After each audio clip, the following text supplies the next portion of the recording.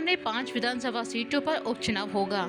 इसके लिए सभी पार्टियां जीत की रणनीति बनाने में जुट गई हैं। इन सभी सीटों पर मुख्य रूप से भाजपा और कांग्रेस के बीच टक्कर बताई जा रही है, लेकिन अब बसपा के चुनाव लड़ने के ऐलान के बाद मुकाबला दिलचस्प हो गया है। दरअसल लखनऊ में हुई मीटिंग में बसपा ने प्रदेश की सभी 5 सीटों पर उपचुनाव लड़ने का फैसला किया है। प्रदेश अध्यक्ष भगवान सिंह बाबा ने कहा कि बसपा प्रदेश की सभी 5 सीटों पर चुनाव लड़ेगी, जिसकी तैयारियां शुरू कर दी गई हैं। बसपा प्रदेश अध्यक्ष भगवान सिंह बाबा ने कहा कि पार्टी नगर निकाय चुनाव भी लड़ेगी, जिससे ग्रास रूट पर कार्यकर्ता तैयार हो सके।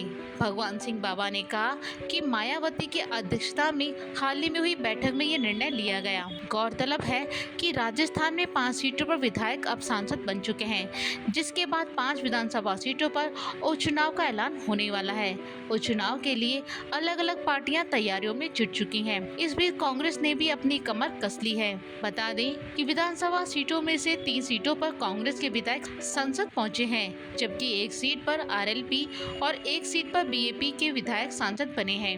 ऐसे में कांग्रेस अपनी जीती हुई सीट को हाथ से निकलने नहीं देगी।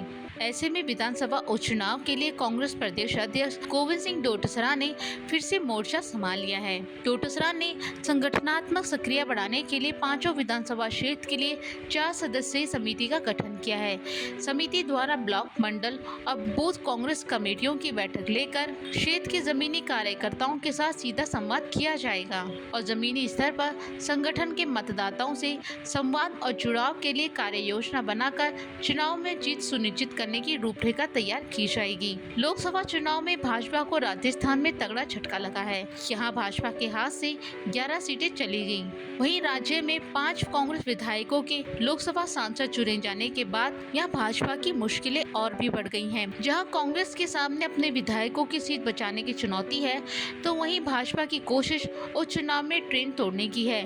पिछले 10 साल में हुए उपचुनाव में कांग्रेस का पलड़ा भारी रहा है। कांग्रेस सत्ता में रही हो या विपक्ष में, उपचुनाव में वो हमेशा बाजी मारती रही है। ऐसे में सत्ता की कमान संभाल रही सीएम भजनलाल शर्मा के लिए भाजपा को उपचुनाव जिताने का जिम्मा है। अब यहाँ देखने वाली बात होगी कि 5 सीटें किस पार्टी के खाते में आती हैं।